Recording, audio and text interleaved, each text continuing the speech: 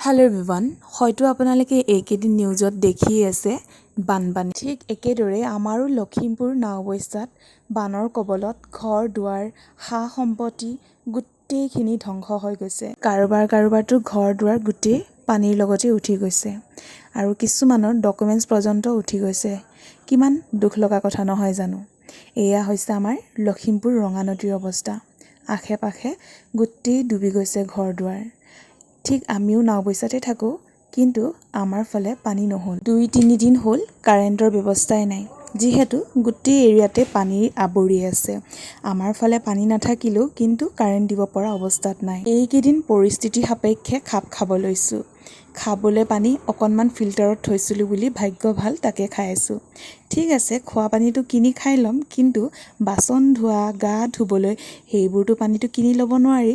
সেয়াই বৰষুণৰ পৰা সংৰক্ষণ কৰি ৰাখিছোঁ পানী, তাৰে বাচন ধুইছোঁ।